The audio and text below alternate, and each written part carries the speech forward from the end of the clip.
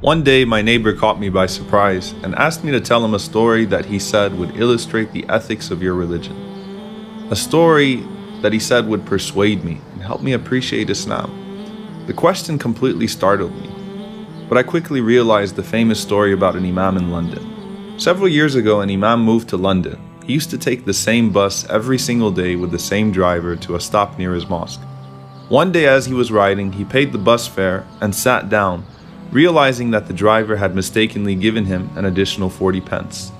When the imam sat down, he considered keeping the extra change since it was an insignificant amount anyway. But as he was deboarding, he felt guilty and handed the 40 pence back to the driver and said, "Sir, I think you gave me too much change." The driver smiled and said, "Aren't you the new imam in this area? You know, lately I've actually been thinking about stopping by your mosque and learning about Islam.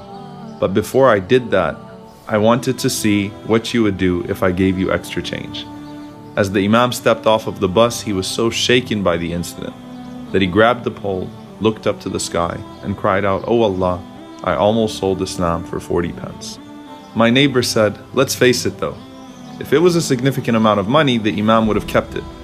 I insisted that this was the inherent nature of the Muslim and he would have given it back even if it was 40,000 pounds. But he shook his head in disapproval, indicating he wasn't impressed. I didn't think that my neighbor thought much of the imam story.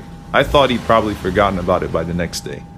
Little did I know that just as the bus driver tested the imam, my neighbor wanted to test me by leaving a bag of a ton of money in the parking garage. I had no clue he was watching.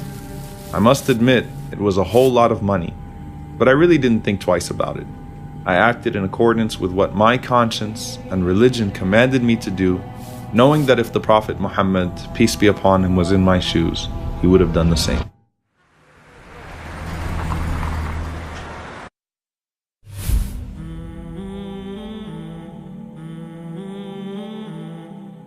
I had to find a way to get it back to its owner. I posted signs, I made calls, but got absolutely no response. People must have thought it was some kind of scam.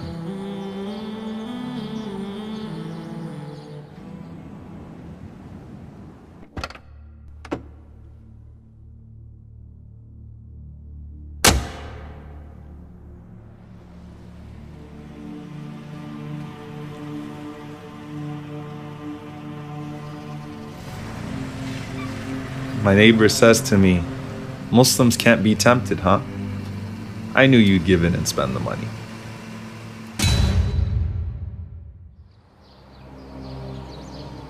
So I told him what happened. "I'm not here to defend myself," I said. "But what I'd really like to do is teach you what our Prophet Muhammad, peace be upon him, taught us." I gave him the donation receipt from the charity to which I donated the money and informed him that the car I was driving was actually my uncle's car, which I was borrowing because my car had to be fixed. So then I asked him, "Have you filed your taxes for the year yet? I think we should get this receipt to your CPA." Imagine having a nasty neighbor that verbally abuses you in every conceivable way. But despite all of that abuse, when he travels or has to find someone to watch his precious valuables, he trusts no one more than you because he knows your integrity. That was our Prophet Muhammad, peace be upon him. As we walked back home that day, my neighbor thanked me for the time we spent together, telling me I completely changed his perception of Islam and its Prophet. I then shared with him that it was our Prophet who said, "Honor the trust of those who give it to you, and do not betray the one who betrays you." What caught my attention is that my neighbor was willing to test me with such a huge amount of money, just to test my decency as a Muslim. إِنَّا عَرَضْنَا الْأَمَانَةَ عَلَى السَّمَاوَاتِ وَالْأَرْضِ وَالْجِبَالِ فَأَبَيْنَ أَنْ يَحْمِلْنَهَا وَأَشْفَقْنَ مِنْهَا وَحَمَلَهَا الْإِنسَانُ إِنَّهُ كَانَ ظَلُومًا جَهُولًا. I hope that the Prophet Muhammad, peace be upon him, would have been proud of how I responded. Rasulullah, we testify that you have fulfilled your trust and conveyed to us the message. We only pray that we can continue to convey on your behalf without betraying your trust.